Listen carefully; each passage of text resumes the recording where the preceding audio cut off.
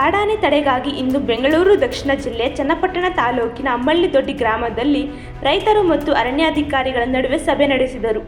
ಈ ವೇಳೆ ಪುಟ್ಟಯ್ಯ ಎಂಬುವವರು ಕಾಡಾನೆ ದಾಳಿಯಿಂದ ಬೇಸತ್ತು ಅರಣ್ಯಾಧಿಕಾರಿಗಳ ಮುಂದೆ ವಿಷ ಕುಡಿಯಲು ಯತ್ನಿಸಿದ್ದಾರೆ. ತಕ್ಷಣವೇ ವಿಷದ ಬಾಟಲನ್ನು ಅರಣ್ಯಾಧಿಕಾರಿಗಳು ಮತ್ತು ಪೊಲೀಸರು ಕಸಿದುಕೊಂಡಿದ್ದಾರೆ.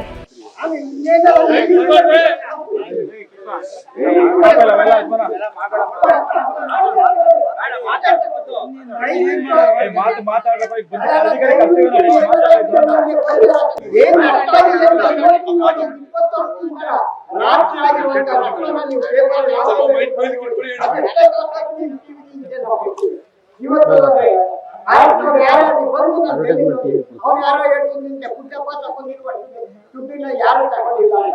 ನಾನು ಪಟ್ಟಿನಷ್ಟು ಕಷ್ಟ ಯಾರು ಪಟ್ಟಿಲ್ಲ. ಫಾರೆಸ್ಟ್ ಡಿಪಾರ್ಟ್ಮೆಂಟ್ ಗೊತ್ತು. 87 ಆ ಗಂಟೆಗೆ ಜಮೀನ್ ಹತ್ರ ಇರ್ತಾನೆ, ನಿಮ್ಗೆ ಬಂದಿಲ್ಲ ಅಂತ. ನಮ್ ಕಷ್ಟ, ರೈತರ ಕಷ್ಟ ಏನು? ಇವತ್ತು ನಾನು ರೈತರು ಹೋಗಿ ಈ ವಯಸ್ಸನ್ನು ಕೊಡೋದಂತ 20 ವರ್ಷದ ಮುಕ್ತಿ ಬರ್ತದೆ. ಹಂಗಾಗಿ ನಾನು ಕೆಲಸ ಮಾಡ್ತಾ ಇದ್ದೀನಿ.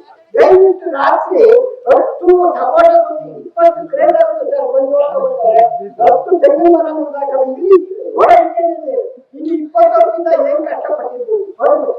ಪೈಪ 20 ದಿವಸ ಆಗಿದೆ. ಇನ್ನೇನೆ ಕಟ್ತಾ ಇಲ್ಲ. ಆಗಿಕಲ್ಲ ಕಟ್ಟುಕಲ್ಲ. ಬನ್ನಿ ಯಾರೋ ಫಾರೆಸ್ಟ್ ಬಂದು ಕಟ್ಕೊಳ್ಳಿ. ನಾನು ನಿಮ್ಮಲ್ಲಿ ಊಟ ಮಾಡೋದು ಹೇಳ್ತೀನಿ. ನೋಡೋರೆ ನಾನು ಕೇಳ್ತಲ್ಲ ಒಳ್ಳೆ ಇದೆ. ನಾನು ಇನ್ನೇನೋ